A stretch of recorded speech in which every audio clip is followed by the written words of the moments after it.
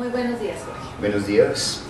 Bueno, el objetivo de esta entrevista en profundidad es poder ahondar un poco en cuanto a las prácticas docentes que llevas a cabo con respecto a la lectura crítica y a la recepción crítica. El proyecto al que te vincularás forma parte de un macroproyecto de la Universidad de La Salle, Lectura Crítica. Nuestro trabajo se titula Recepción Crítica de los medios televisivos, de los reportajes investigativos televisivos de la Facultad de La Salle en cuanto al trabajo de lenguaje y comunicación de la universidad. Agradecemos pues tu tiempo y pues vamos a dar inicio a la entrevista. Bueno, nos gustaría saber quién es Jorge Morales profesionalmente. Sí, soy licenciado en Ciencias Sociales de la Universidad Distrital. Pertenezco a la planta del distrito desde el año 2005 y desde el año 2004 como provisional he estado trabajando en la localidad 19, Ciudad Bolívar. Llevo aquí en el CEIT Ciudad Bolívar ya 13 años y pues aparte de eso tengo una maestría en gestión de la tecnología educativa y orienté el trabajo de grado pues precisamente hacia la producción de textos multimediales con los estudiantes. Y personalmente, ¿cómo defines a Jorge Morales? Bueno, pues sería como una persona que tiene como vocación adquirir conocimiento y darlo a los demás, enfatizando, digamos, el aspecto de ciudadanía y convivencia, derechos y deberes, pues que yo veo que es una gran dificultad que tenemos como sociedad en Colombia. Bien, Jorge, ¿qué nos puedes contar acerca de cómo fue tu infancia y tu adolescencia? Sí, pues digamos que son cosas que marcan mi camino hacia el ámbito profesional.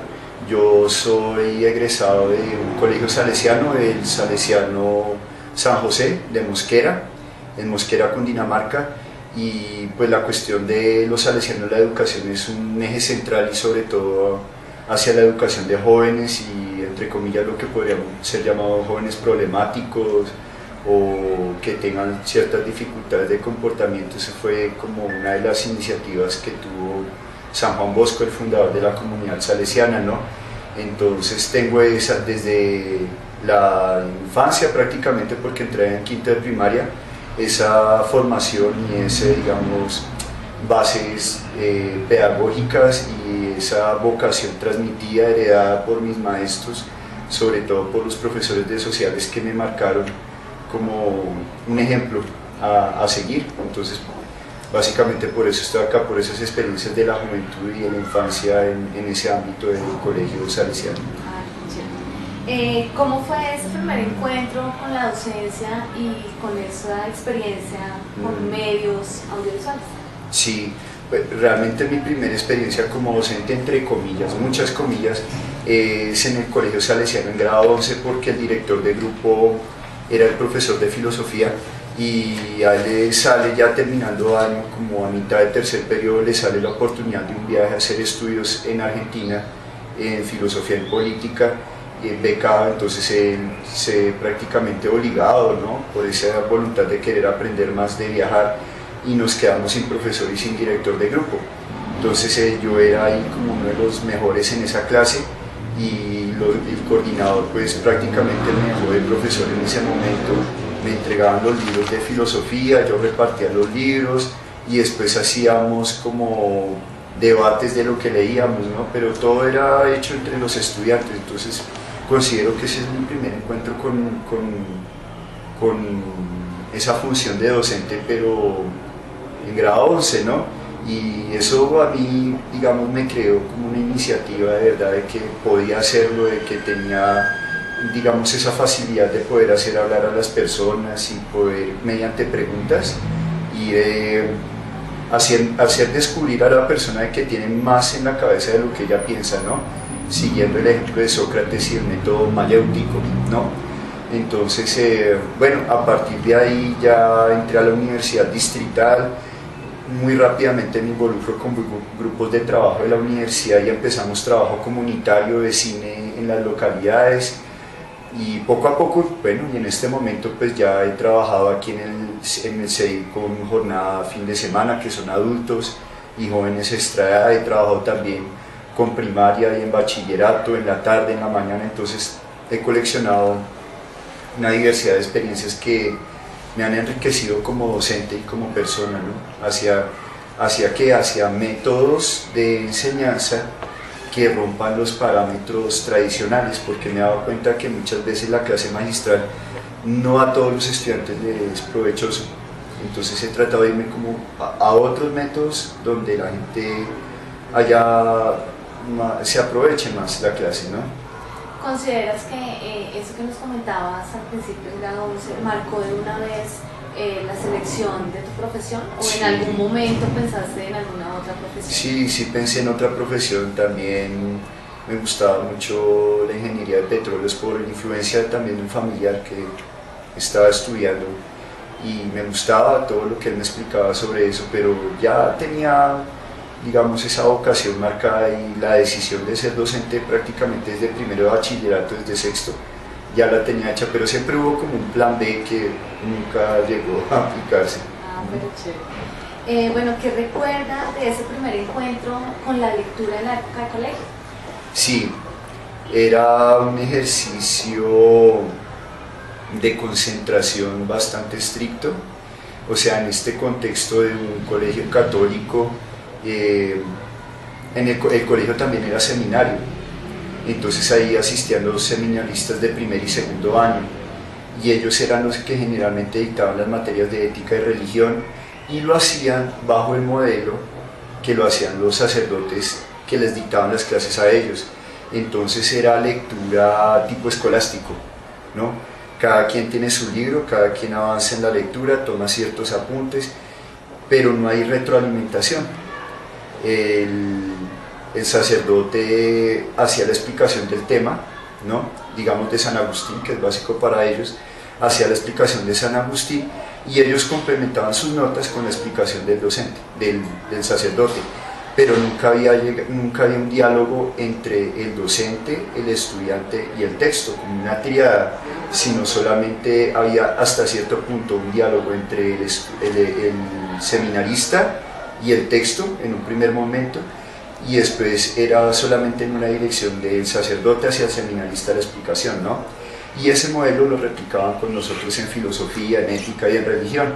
Cada quien leía el texto, hacía unos apuntes básicos de lo que entendía, idea principal, idea secundaria, vocabulario desconocido, comentarios del texto. Ese era el modelo que nosotros aplicábamos, pero no había, digamos, ese espacio en que el profesor le preguntaba a uno, bueno, ¿y usted qué comprendió?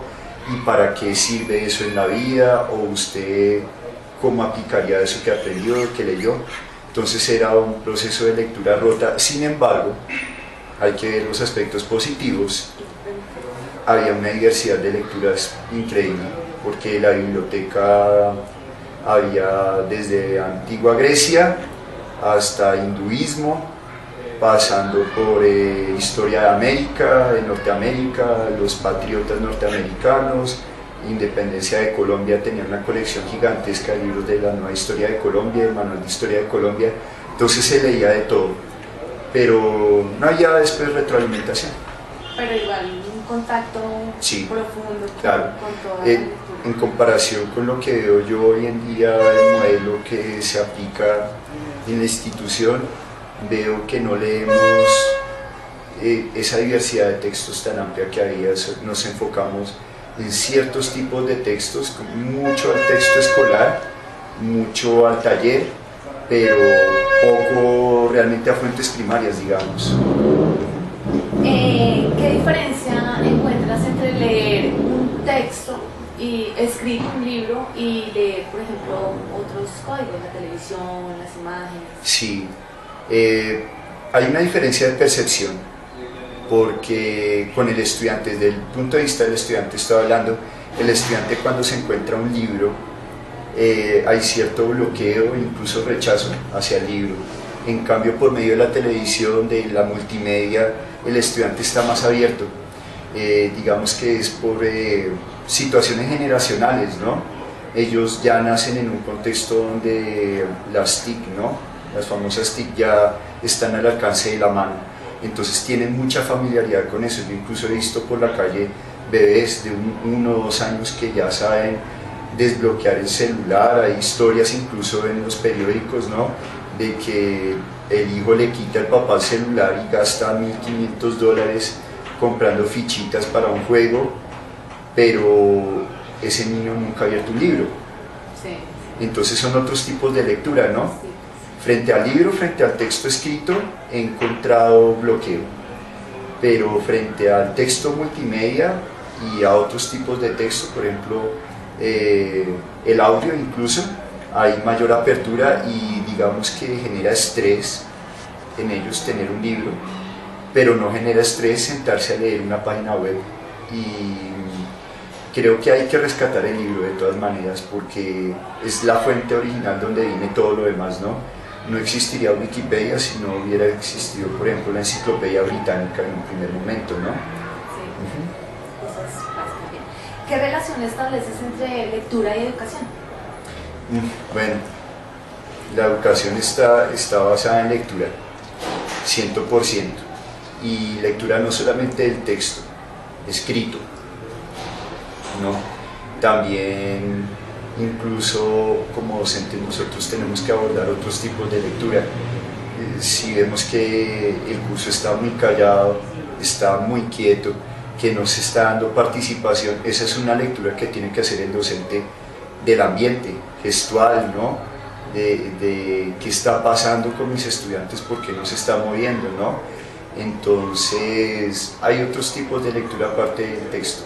Y ya digamos en lo que yo estaba aplicando en aula entre comillas, porque en el aula no tenemos la sala de sistemas, ¿no? Sería la lectura de otros tipos de textos, principalmente lectura de imágenes, ¿no? Y pues por lo que hablaba anteriormente, si se encuentran dificultades con un texto, un libro, un ensayo, digamos, que es la ilustración de Kant, si es muy difícil para ellos abordar eso, pues hombre, toca buscar una forma alternativa, una canción que hable sobre la libertad de decidir, de no dejarse manipular, o también una película que hable sobre ese tema, y hay diversas opciones, ¿no? Y uno tiene que estar como docente actualizado y consultando y mirando por aquí y por allá, preguntarle a los estudiantes, oiga, qué película les gusta, qué series de televisión les gusta, ¿no? Porque incluso, digamos, en religión, Dragon Ball puede ser una puerta de entrada para explicar China y explicar la India, ¿no? Entonces hay que explorar. ¿Qué cursos tienes acá en este momento? Sí, actualmente estoy con sexto, con grado sexto, y estoy dictando ciencias sociales, que cubre historia y geografía. Estoy dictando ética, que cubriría pues las diversas cátedras, afrocolombianidad, cátedra de paz, y religión, que es más cultura religiosa y no, digamos, propaganda religiosa hacia cierto tipo de culto, ¿no? Qué chévere. ¿Cómo debe leer un estudiante que termina su bachillerato? Es una pregunta que, digamos, el ICFES busca cierto prototipo, busca cierto perfil de lectura, pero no es el único que existe. Entonces, ¿qué es lo que quiero decir? Que debemos cumplir con unos requerimientos básicos hacia lo que son los derechos básicos de aprendizaje, por ejemplo, en este momento, ¿no? Pero aparte de eso, como docente, yo también identifico que el Ministerio de Educación, o lineamientos o estándares o derechos básicos, o el ICFES en su prueba saber no cubre, y que debemos ir más allá, y que de pronto ese más allá es más importante que los mismos lineamientos. Ejemplos concretos. Yo preparo a un estudiante para que haga un análisis de texto, identifique partes principales en el texto, guía principal, guías secundarias, que relacione los párrafos, que identifique los conectores y qué sentido le da el conector a la lectura, y cómo cambiar una coma de lugar puede cambiar el sentido de una frase, pero no le enseño al estudiante a cómo leer los sentimientos de otras personas en la cotidianidad, y es importante en las competencias ciudadanas y digamos en la parte ética, incluso en la religión, ese otro tipo de lecturas, ¿no? Entonces, como docentes nosotros tenemos que apuntar obviamente a las exigencias del Ministerio de Educación, pero fuera de eso también tenemos que desarrollar competencias que no son tan explícitas en lineamientos y en estándares, y es el cómo relacionarse con otro, ¿no? Y eso se hace a punta de lectura gestual, por ejemplo, ¿no? Sí, por ejemplo. ¿Consideras alguna diferenciación entre lectura y lectura crítica? Sí, claro, pues es obvio, y eso me pasa mucho con los estudiantes y hago ese tipo de ejercicios. Daniel Márquez, al frente, por favor, léame el primer párrafo. Y él puede leer perfectamente, respetando ortografía, respetando puntuación, el tono de voz es el adecuado, le pone vida a la lectura, sube y baja el tono de voz, ¿no? Pero cuando termina el párrafo le pregunto, ¿y qué comprendió? ¿No? Entonces leer para mí es saber traducir esos, decía la profesora en primaria, grafemas, ¿no? Esos dibujos que nosotros ya tenemos como formateo en la cabeza de que se llaman letras y que existen, ¿no? Pero son dibujos, y cómo interpretarlos en sonidos y reproducir sonidos de la forma adecuada.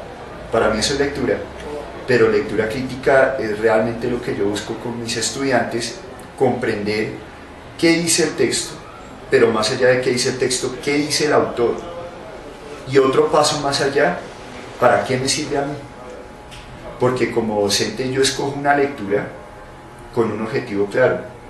Aparte de que el estudiante aprenda cierto tema de ciencias sociales, de historia, las leyes de Hammurabi en Babilonia, ¿no?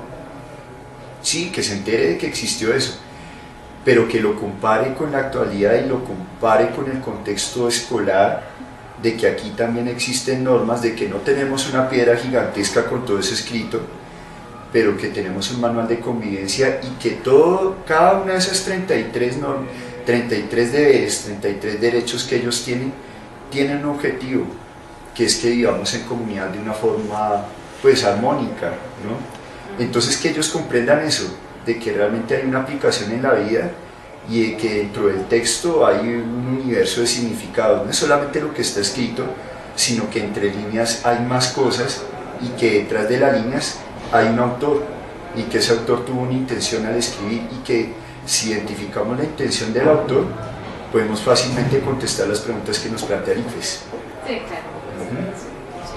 Bien, ¿cómo está esa lectura crítica en los estudiantes de educación media hoy en día en nuestro país? Sí, bueno, para mí es un panorama que plantea retos, porque hay informes, ¿no?, a nivel del Ministerio de Educación, y los mismos resultados de pruebas ICFES, pruebas saber, perdón, aquí en la institución nos muestran que los niveles no están llegando a lo que tenemos planteado como meta institucional, ¿no? Entonces, hay errores básicamente de vocabulario, por ejemplo. El estudiante, cuando se enfrenta a un texto científico, un texto académico, no tienen vocabulario suficiente para comprender realmente. Y yo eso les explico: cuando hacen una tarea es como si fueran fotocopiadoras humanas, leen los 3 primeros párrafos de Wikipedia y los escriben tal cual, pero ellos no se preocupan por buscar el significado de palabras que ellos no conocen. Entonces es un ejercicio que toca hacer cuando se hace la lectura, hacer una lista de palabras desconocidas y buscarlas y aplicarlas mediante ejercicios, para que ese significado realmente quede interiorizado, no simplemente quede en un diccionario en la última hoja del cuaderno, ¿no? Otra cuestión fundamental es sobre estructura de texto. Los estudiantes no han logrado, digamos, ese punto de comprensión de que todo texto tiene una estructura, y que la estructura es básica para comprender el mismo texto, para comprender el tema. Primero hay una introducción, un abrebocas de lo que viene, después se explican los conceptos, después puede, según el tipo de texto, que haya una confrontación de ideas y finalmente unas conclusiones, e incluso más allá que el escritor plantee, el autor plantee preguntas para que el lector vaya más allá de lo que el texto está planteando en un primer momento, ¿no? Entonces a veces el texto es un texto muerto, como se llama, es letra muerta. Los estudiantes están viendo eso, es como un monolito y que no es maleable, y el texto es realmente como una plastilina, lo podemos utilizar de diversas formas, ¿no? Y no hemos llegado a ese punto de jugar con él, sino observarlo como si fuera algo ya terminado, ¿no? Entonces, a la final sería como incluso llegar a que los estudiantes escriban ellos mismos para darse cuenta de que eso es un proceso lógico que tiene ciertos procedimientos y no lo han llegado a analizar. Entonces hay dificultades de comprensión que tienen que ser trabajadas con ejercicios prácticos. ¿Cuál es tu punto de vista frente al papel que nosotros como docentes cumplimos en ese ejercicio de lectura crítica con los chicos de educación media? ¿Estamos fallando? ¿Estamos por buen camino? ¿Es un proceso? ¿Cuál es tu opinión frente a eso? Sí, pues a ver, siendo crítico frente a eso, ¿no? Yo me he dado cuenta que muchas veces utilizamos el taller, fotocopia, guía, no sé, lo quieran llamarlo, es como una excusa para que el estudiante esté ocupado por un buen periodo de tiempo, pero no nos estamos preocupando si de verdad el estudiante se está relacionando a fondo con el texto. Al final de la guía vienen 5 o 10 preguntas y nos preocupamos porque esas preguntas tengan relación con el texto directamente, pero no vemos el estudiante cómo interpretó el texto y si él mismo se atreve a elaborar sus propias respuestas y no simplemente cortar, pegar, ¿no? Entonces la reelaboración de significados, como si fuera, digamos, este enfoque constructivista, ¿no? De que yo tomo por un lado, tomo por otro, mi cerebro funciona como un procesador de alimentos, elaboro nuevos significados y los represento con mi propio vocabulario, con mi propio lenguaje, mi propio imaginario se ve ahí, ¿no? Bien. ¿Cuáles son esas experiencias que ha desarrollado en el aula enfocados a los medios audiovisuales, a la televisión? Sí, bueno, primero que todo tuve la oportunidad de que me dieran un aula especializada para economía política, entonces son textos de difícil comprensión, ¿no? Los estudiantes en 10º y 11 cuando tratábamos de leer, digamos, el capítulo primero del Capital, ¿no? O principios de economía política o economía y sociedad de Max Weber, había unos choques gigantescos, no se podía abordar eso. Entonces, a partir de esa problemática que yo detecté, que planteé documentales, y por ahí comencé por los documentales de economía y política que se encuentran por montón, pero hay que saberlos buscar, ¿no?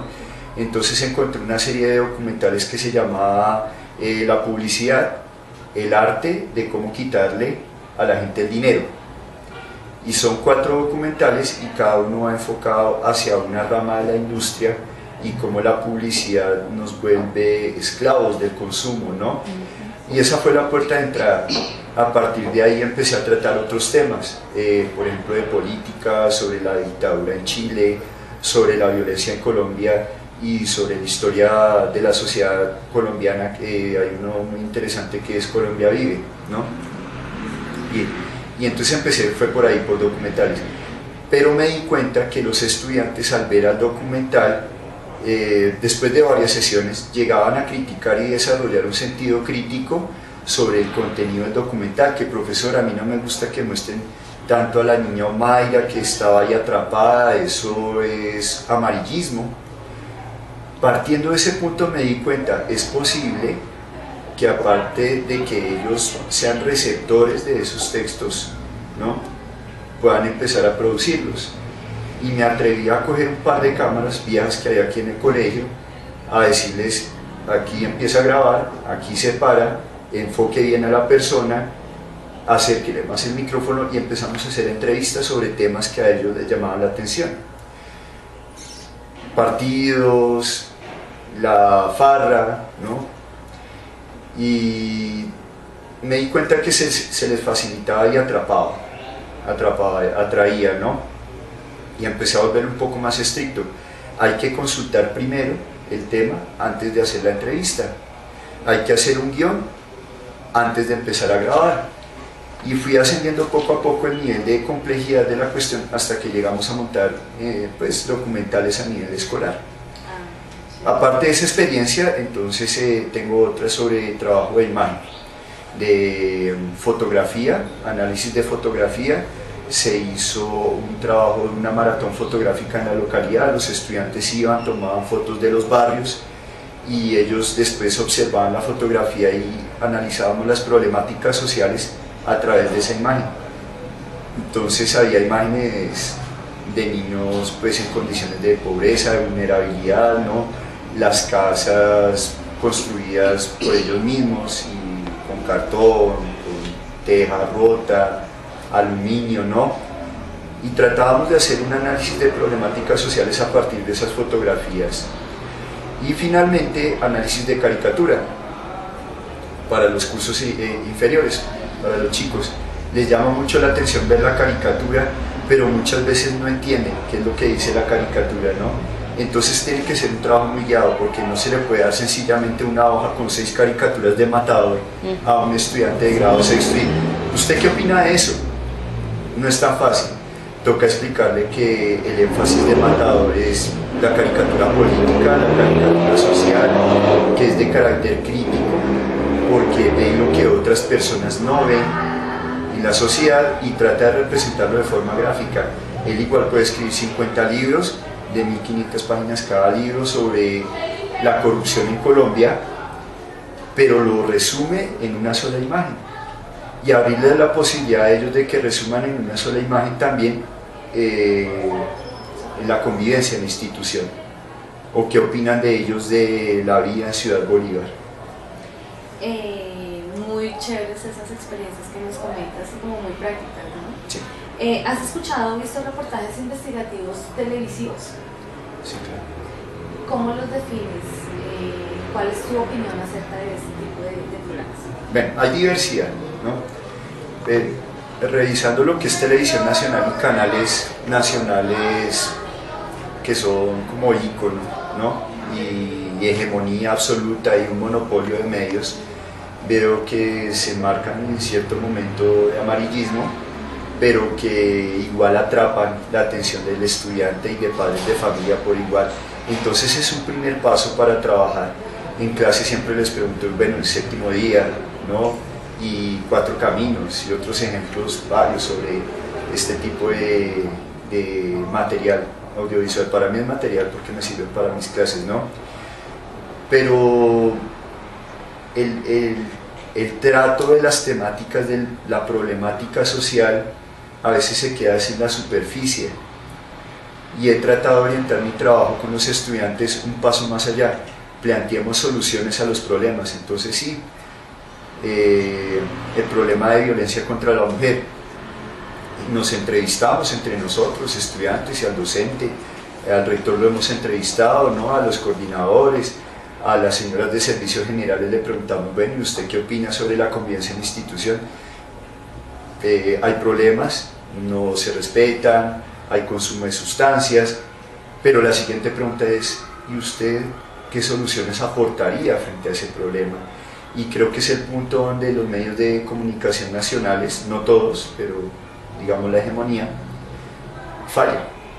Se queda mostrando el problema, se queda con el dedo en la llaga, digamos, pero no plantea la opción de que nosotros como sociedad civil podemos también desarrollar herramientas propias para afrontar esas problemáticas y solucionarlas. ¿Considera que estos programas televisivos influyen en el comportamiento de los estudiantes? Claro, eso. Claro, es obvio. Los medios de comunicación educan, a veces más que la misma escuela, ¿no? Es obvio de que tienen contenidos seleccionados y un trabajo de manejo de imagen, de sonido, con un objetivo claro, que es educar a la opinión pública, me atrevo a decir manipular la opinión pública, ¿no?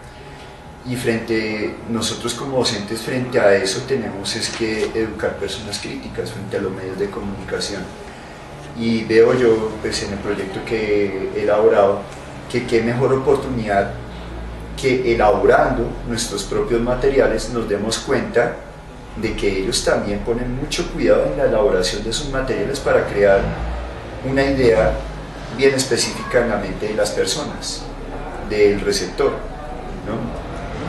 Entonces dar la oportunidad de que creen significados distintos, ¿no? Y trabajar con medios más allá de la fotocopia del texto muerto. Bueno, nos has dicho que sí has trabajado en programas de reportaje investigativo televisivo en tus clases. Puntualmente, ¿cuál sería la recomendación para trabajar la lectura crítica de este tipo de programas? Bien, lo que he realizado últimamente es, hemos estado trabajando un tema de problemáticas sociales frente a los derechos del ciudadano.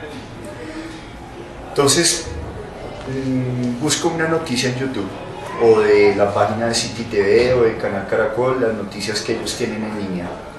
Entonces, sobre una misma noticia, los diversos canales y diversos periódicos y revistas online sacan su reportaje, ¿no? Entonces, por ejemplo, el caso de la niña Juliana, que engloba maltrato a la mujer, la situación de la niñez en Colombia, problemas mentales, la violación, todo este tipo de cosas tan tenaces, ¿no? Y tomo la noticia de Canal Caracol, la noticia de RCN, el reportaje de semana, 3 o 4 textos, comparamos los contenidos, comparamos la elaboración de la noticia y empezamos a hacer debate en clase, ¿no? Y nos damos cuenta que los medios de comunicación solo muestran parte del problema, no muestran una globalidad, ¿no? ¿Qué dicen los estudiantes? También la familia debía estar más pendiente de la niña. Y por ahí empezamos a trabajar el tema de abandono en el hogar.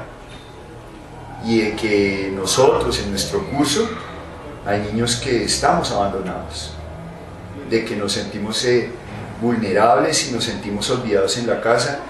Ellos terminan diciendo eso: mi papá